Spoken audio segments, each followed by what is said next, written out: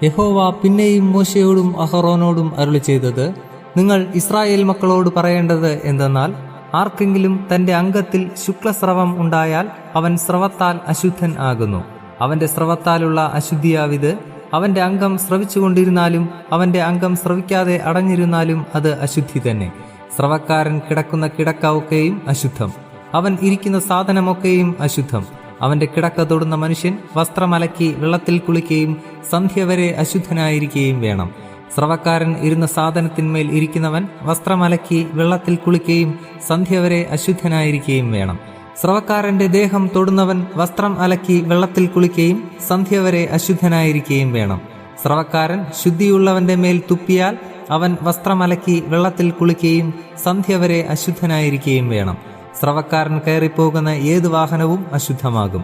അവന്റെ കീഴെ ഇരുന്ന ഏതിനെയും തൊടുന്നവനെല്ലാം സന്ധ്യ വരെ അശുദ്ധനായിരിക്കണം. അവയെ വഹിക്കുന്നവൻ വസ്ത്രമലക്കി വെള്ളത്തിൽ കുളിക്കുകയും സന്ധ്യ വരെ അശുദ്ധനായിരിക്കുകയും വേണം. സ്രവക്കാരൻ വെള്ളം കൊണ്ട് കൈ കഴുകാതെ ആരെങ്കിലും തൊട്ടാൽ അവൻ വസ്ത്രമലക്കി വെള്ളത്തിൽ കുളിക്കുകയും സന്ധ്യ വരെ അശുദ്ധനായിരിക്കുകയും വേണം. സ്രവക്കാരൻ തൊട്ട മൺപാത്രം ഉടച്ചുകളയണം. മരപാത്രമെല്ലാം വെള്ളം കൊണ്ട് കഴുകണം. സ്രവക്കാരൻ സ്രവം മാറി ശുദ്ധിയുള്ളവനാകുമ്പോൾ ശുദ്ധീകരണത്തിനായി 7 ദിവസം എണ്ണിയിട്ട് വസ്ത്രമലക്കി ദേഹം ഒഴുക്കുവെള്ളത്തിൽ കഴുകണം. എന്നാൽ അവൻ ശുദ്ധിയുള്ളവൻ ആകും. 8-ാം ദിവസം അവൻ 2 കുറുപ്രാവിനെയോ 2 പ്രാവിൻ കുഞ്ഞിനെയോ എടുത്ത് സമാഗമന കൂടാരത്തിന്റെ വാതിൽക്കൽ യഹോവയുടെ സന്നിധിയിൽ വന്ന് അവയെ പുരോഹിതന്റെ പക്കൽ കൊടുക്കണം. പുരോഹിതൻ അവയിൽ ഒന്നിനെ പാപയാഗമായിട്ടും മറ്റേതിനെ ഹോമയാഗമായിട്ടും അർപ്പിക്കണം. ഇങ്ങനെ പുരോഹിതൻ അവന് വേണ്ടി യഹോവയുടെ സന്നിധിയിൽ അവന്റെ സ്രവത്തിന് പ്രായശ്ചിത്തം കഴിക്കണം. ഒരുത്തന് ബീജം പോയാൽ അവൻ തന്റെ ദേഹം മുഴുവനും വെള്ളത്തിൽ കഴുകുകയും സന്ധ്യ വരെ അശുദ്ധനായിരിക്കുകയും വേണം. ബീജം വീണ സകല വസ്ത്രവും എല്ലാ തോലും വെള്ളത്തിൽ കഴുകുകയും അത് സന്ധ്യ വരെ അശുദ്ധമായിരിക്കുകയും വേണം. പുരുഷനും സ്ത്രീയും തമ്മിൽ ബീജസ്ഖലനത്തോടുകൂടെ ശയിച്ചാൽ ഇരുവരും വെള്ളത്തിൽ കുളിക്കുകയും സന്ധ്യ വരെ അശുദ്ധരായിരിക്കുകയും വേണം. ഒരു സ്ത്രീക്ക് സ്രവമുണ്ടായി അവളുടെ അംഗസ്രവം രക്തമായിരുന്നാൽ അവൾ 7 ദിവസം അശുദ്ധയായിരിക്കണം. അവളെ തൊടുന്നവനെല്ലാം സന്ധ്യ വരെ അശുദ്ധനായിരിക്കണം. അവളുടെ അശുദ്ധിയിൽ അവൾ ഏതിന്മേലെങ്കിലും കിടന്നാൽ അതൊക്കെയും അശുദ്ധമായിരിക്കണം. അവൾ ഏതിന്മേലെങ്കിലും ഇരുന്നാൽ അതൊക്കെയും അശുദ്ധമായിരിക്കണം. അവളുടെ കിടക്ക തൊടുന്നവനെല്ലാം വസ്ത്രമലക്കി വെള്ളത്തിൽ കുളിക്കുകയും സന്ധ്യ വരെ അശുദ്ധനായിരിക്കുകയും വേണം. അവൾ ഇരുന്ന ഏതൊരു സാധനവും തൊടുന്നവനെല്ലാം വസ്ത്രമലക്കി വെള്ളത്തിൽ കുളിക്കുകയും സന്ധ്യ വരെ അശുദ്ധനായിരിക്കുകയും വേണം. അവളുടെ കിടക്കമേലോ അവൾ ഇരുന്നതിന്മേലോ ഉള്ള ഏതൊന്നെങ്കിലും തൊടുന്നവൻ സന്ധ്യ വരെ അശുദ്ധനായിരിക്കണം. ഒരുത്തൻ അവളോടുകൂടെ ശയിക്കുകയും അവളുടെ അശുദ്ധി അവൻമേൽ ആകുകയും ചെയ്താൽ അവൻ 7 ദിവസം അശുദ്ധനായിരിക്കണം. അവൻ കിടക്കുന്ന കിടക്ക ഒക്കെയും അശുദ്ധമാകും.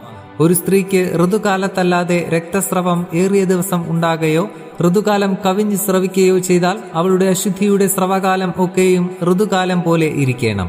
അവൾ അശുദ്ധയായിരിക്കണം.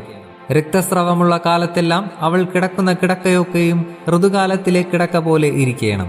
അവൾ ഇരിക്കുന്ന സാധനമൊക്കെയും ഋതുകാലത്തിലെ അശുദ്ധി പോലെ അശുദ്ധമായിരിക്കണം. അവ തൊടുന്നവനെല്ലാം അശുദ്ധനാകും. അവൻ വസ്ത്രമലക്കി വെള്ളത്തിൽ കുളിക്കുകയും സന്ധ്യ വരെ അശുദ്ധനായിരിക്കുകയും വേണം. രക്തസ്രവം മാറി ശുദ്ധിയുള്ളവളായാൽ അവൾ 7 ദിവസം എണ്ണിക്കൊള്ളണം. അതിന്റെ ശേഷം അവൾ ശുദ്ധിയുള്ളവളാകും.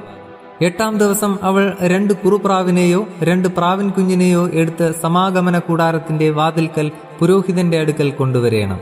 പുരോഹിതൻ ഒന്നിനെ പാപയാഗമായിട്ടും മറ്റേതിനെ ഹോമയാഗമായിട്ടും അർപ്പിക്കണം. ഇങ്ങനെ പുരോഹിതൻ അവൾക്ക് വേണ്ടി യഹോവയുടെ സന്നിധിയിൽ അവളുടെ അശുദ്ധിയുടെ രക്തസ്രവം നിമിത്തം പ്രായശ്ചിത്തം കഴിക്കണം. ഇസ്രായേൽ മക്കളുടെ നടുവിലുള്ള എന്റെ നിവാസം അവർ അശുദ്ധമാക്കിയിട്ട് തങ്ങളുടെ അശുദ്ധികളിൽ മരിക്കാതിരിക്കേണ്ടതിന് നിങ്ങൾ അവരുടെ അശുദ്ധിയെക്കുറിച്ച് അവരെ ഇങ്ങനെ പ്രബോധിപ്പിക്കണം. ഇത് സ്രവക്കാരനും ബീജസ്ഖലനത്താൽ അശുദ്ധനായവനും ഋതുസംബന്ധമായ ദീനമുള്ളവൾക്കും സ്രവമുള്ള പുരുഷനും സ്ത്രീക്കും അശുദ്ധയോടുകൂടെ ശയിക്കുന്നവനും ഉള്ള പ്രമാണം.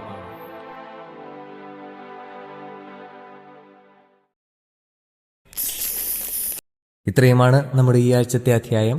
ഇത് നിങ്ങളുടെ ജീവിതത്തിൽ വളരെയധികം പ്രവർത്തിക്കട്ടെ, അനുഗ്രഹമാകട്ടെ എന്ന് പ്രാർത്ഥനയോടെ ആശംസിക്കുന്നു. ദൈവം ഒരാഴ്ച കൂടി നമ്മുടെ ജീവിതത്തിൽ അനുവദിച്ചു തരികയാണെങ്കിൽ അടുത്ത അധ്യായത്തിൽ നമുക്ക് വീണ്ടും കണ്ടുമുട്ടാം. അതുവരെ ദൈവകൃപ നമ്മോടുകൂടെ ഉണ്ടായിരിക്കുമാറാകട്ടെ. ആമേൻ.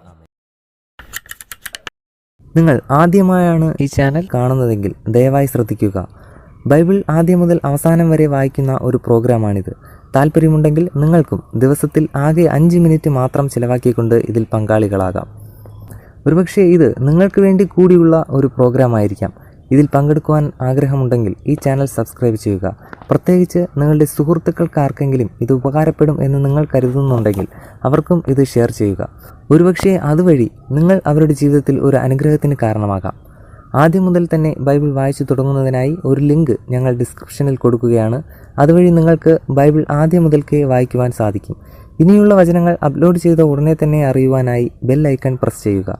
ഇതിലൂടെ ദൈവത്തെക്കുറിച്ച് കൂടുതൽ അറിയുവാൻ, ദൈവത്തിൻ്റെ അനുഗ്രഹം കൂടുതലായി അനുഭവിക്കുവാൻ നമുക്ക് കഴിയട്ടെ എന്ന പ്രാർത്ഥനയോടെ നന്ദി, നമസ്കാരം.